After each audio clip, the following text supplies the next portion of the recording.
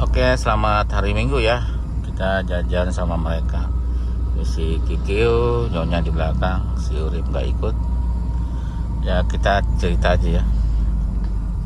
Di jalan kita cerita. Nggak beli jeruk kok? Nggak usah. Ya kita santai aja cerita ya. Karena kemarin kita kejadian kehabisan aki yang mobilnya si Urip, isu 308. Gitu ya, sampai dia nggak ngerti sampai dia starter padahal udah habis akinya ya. Alhasil pas di pinjemin aki yang normal itu nggak hidup mobilnya. Nah kita panik ya kemarin, dan karena kita tidak punya kodenya si mobil, lupa minta sama yang jual waktu itu. Akhirnya kita telepon, kata yang sebentar, ada telepon dulu ya. Hasil kita telepon yang punya, katanya dia juga nggak punya si kodenya, karena pas beli itu waktu itu dia juga nggak dikasih ya sama yang penjualnya, karena kan mobilnya juga mobil bukan beli yang dari baru.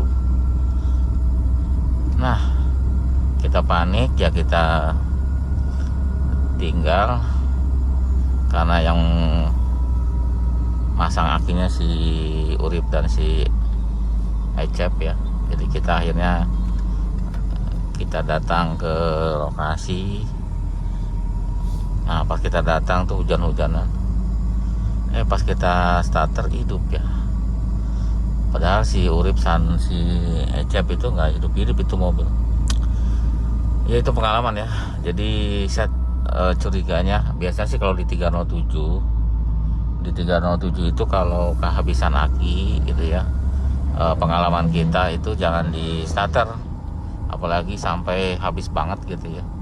Dia bisa ngelok ya, atau tahun 206 juga bisa ya, tahun-tahun terakhir lah 2005 gitu kadang-kadang suka ngelok dia. Kalau sampai kehabisan banget akinya dan kita paksa starter sampai ngek gitu, dia biasanya suka ngelok. Ya pelajarannya yang diambil kalau emang udah mulai lemah itu diganti aja ya akinya. Atau kalau akinya model kering, model basah, dicek airnya. Karena kalau airnya salah satu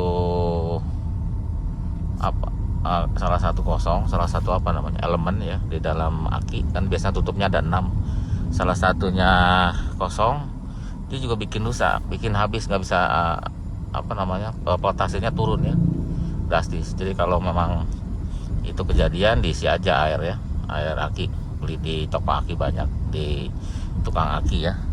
Dan pastikan kalau ngisi air aki lagi keadaan mesinnya atau akinya dingin ya, dipegang aja akinya dulu. Kalau keadaan panas juga nggak boleh, itu malah rusak si akinya gitu ya. Karena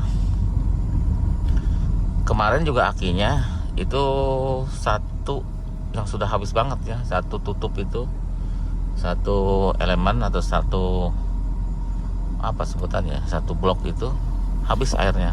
Dia kan ada 6 blok. Nah itu penyebabnya, jadi tegangannya turun ya, jadi nggak bisa starter. Padahal kalau ya kita nggak ngeh ya, soalnya pikirannya itu yang kering bukan yang basah. Ini cerita yang aki basah ya. Pikiran saya akinya aki yang basah, saya kering, ternyata aki basah gitu. Jadi ya rusak sebenarnya gara-gara perawatan yang nggak bagus ya. Karena kalau aki basah itu ada perawatannya, beda sama aki yang pre-maintenance gitu. Kalau pre-maintenance itu memang perawatannya tidak ada ya, bebas. Seperti itu ya untuk aki. Nah, kita cerita yang berhubungan dengan aki dan berhubungan dengan mogok. Ya setelah itu ya akhirnya kita ganti pakai aki baru ya, normal lagi ya. Cuma sudah stres soalnya tidak ada kode immobilisernya. Nah yang mobil mau kemana sih, bingung.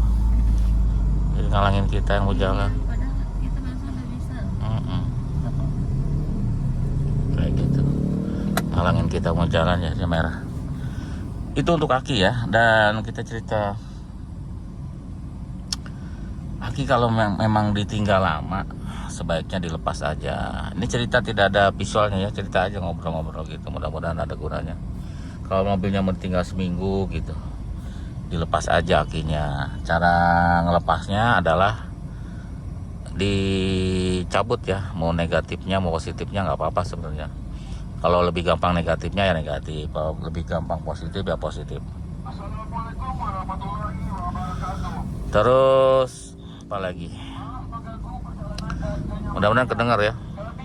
Kan ini sepele sebenarnya ya, kayak ya pengecekan gitu. Jadi tadi kalau mau ditinggal, tinggal lepas aki aja. Ngelepasnya ya ditunggu aja ya si sebelum nyabut itu tunggu 3 menit gitu ya. Jadi misalkan gini, kita mau ngelepas aki, kunci kotak cabut, pintu tutup, tunggu aja 3 menit ya biar aman. Nanti baru ngelepas, jangan langsung ngelepas kunci kontak off langsung cabut, jangan, ditunggu dulu ya. Kalau tipe-tipe yang sekarang, yang Visu sekarang, jadi biar dia shutdown dulu si sistemnya gitu. Terus kadang juga mogok itu hal sepele, ganti kunci remote, hati-hati ya, karena casingnya remote itu, casingnya kunci suka diganti karena gampang rusak. Nah itu hati-hati, ada immobilizer di situ ya. Jangan sampai kecongkel kalau tipe-tipe yang ini. Jangan sampai jatuh kalau tipe-tipe yang di bawah, yang di 307 ke bawah. Gitu, kalau sampai jatuh nanti nggak bisa hidup mobilnya ya. Karena immobilizernya nggak terbaca, kuncinya nggak terbaca. Gitu. Kalau tipe ini modelnya pakai kumparan ya, pakai kumparan. Jadi hati-hati kecongkel kumparannya. Kalau kecongkel dia akan rusak. Kalau kecongkel dia akan rusak dan akan mati juga ya si mesinnya, tidak akan hidup. Jadi harus dibetulkan dulu. Ini kejadian dulu di mobil yang ini ya. Kita ganti casing karena dilem-lem, akhirnya kecongkel.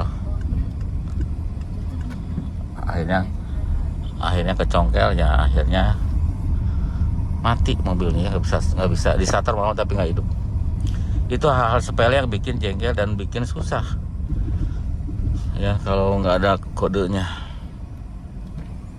Jadi sangat hati-hati gitu. Yang bikin sepele, bikin susah itu harus hati-hati. Apalagi ya yang sering kejadian hal sepele ya, seperti pengecekan mesin ya yang gampang-gampang seperti cek oli gitu, hati-hati juga. Kadang-kadang ya kita nggak tahu kan ada penyusutan oli ya, karena oli itu ada penyusutan walaupun gimana, cuma beda-beda tiap mobil. Jadi kalau jangan sampai tidak dicek sama sekali ya. Ya barangkali seminggu sekali atau sebulan sekali paling lama itu dicek olinya. Air radiator juga dicek ya. Syukur-syukur kalau banyak kesempatan dan waktu lebih sering pengecekannya. Seminggu sekali, mungkin hari Minggu dicek ya, kalau kurang tambah. Karena itu hal sepele yang bikin nanti masalah kalau kehabisan. Mungkin itu aja ya. Terima kasih, sampai jumpa lagi di video berikut. Kita mampir bengkel dulu.